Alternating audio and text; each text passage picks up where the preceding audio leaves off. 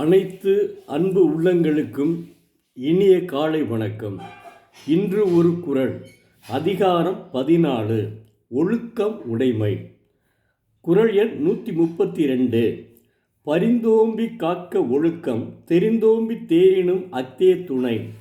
ஒழுக்கத்தை வருந்தியும் போற்றி காக்க வேண்டும்.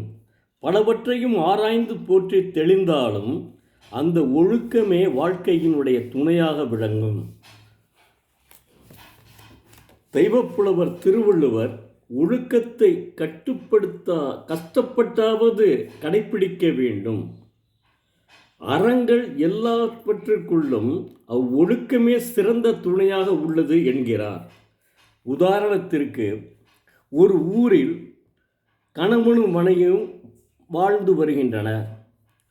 கணவன் தினந்தோறும் வெளியூர்களுக்கு சென்று பழைய இரும்பு பொருள்களை வாங்கி விற்று அதை வைத்து வருமானம் ஈட்டி அதை வைத்து குடும்பம் நடத்தி இன்புற்று வருகின்றனர்.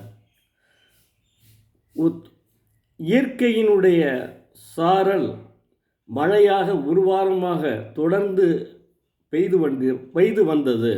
அதனால் அவன் அந்த இருக்கும் அரிசி 3 நாட்களுக்குத்தான் இருந்தது. அதை வைத்து கொண்டு அவர்கள் வாழ்ந்தார்கள். அதற்கு மேலும் வாழ முடியவில்லை. அதனால் என்ன செய்தார்கள் என்றால், அருகில் உள்ள அடுத்த தெருவிலே உள்ள வட்டி கொடுக்கிறவர்கள் அவனிடம் போய் பணம் வாங்கி வருவோம் என்று போனார்கள். ஆனால் அவன் கொடுக்க மறுத்துவிட்டான். திரும்ப வந்து மனைவியிடம் சொன்னான். அவன் கொடுக்க மறுத்து விட்டானே, நாம் பசியால் வாடுகிறோமே, நான் என்ன நினைக்கிறேன்னா, அவன் சொல்கிறான், கணவன் இந்த 3வது தெருவில் மிகப்பெரிய செல்வந்தர் இருக்கிறார், அவர் வீட்டில் திருடி வருகிறேன் எப்படியாவது என்று சொல்கிறார். அதற்கு மனைவி உடன்படவில்லை. எத்தகைய தருணத்திலும் நாம் திருடக்கூடாது.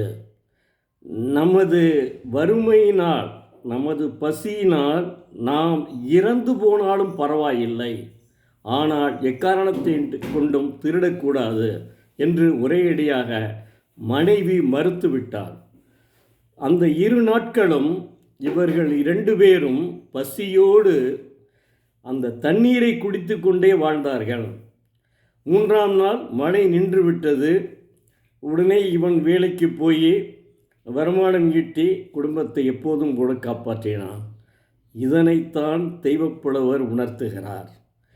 அடுத்து, இவன் இந்த அளவுக்கு வறுமையில் கூட பசியில் கூட திருடாமல் இருந்ததற்காக, அதாவது எப்படி திருவள்ளுவர் சொல்லியிருக்கார் பாருங்க. உடனே அவனுக்கு ஒரு பஞ்சு ஆலையில் வேலை கிடைத்து மாதச்சம்பளத்துடன் நன்றாக இன்புற்று வாழ்ந்து வந்தான். தெய்வப்புலவர் 1.25 அடியிலே எவ்வளவு பெரிய உயர்ந்த கருத்தை சொல்லியிருக்கிறார் என்பதை நீங்களெல்லாம் உணர வேண்டும். இப்படி இருந்தால் ஒவ்வொரு மனிதனும் நிச்சயமாக தமிழ்நாட்டிலே காவல்துறையே தேவையில்லை. நன்றாக புரிந்து கொள்ளுங்கள். தினமும் ஒரு குறள் படியுங்கள், அதன்படி நடங்கள். நன்றி, வணக்கம். நாளை மீண்டும் பார்ப்போம்.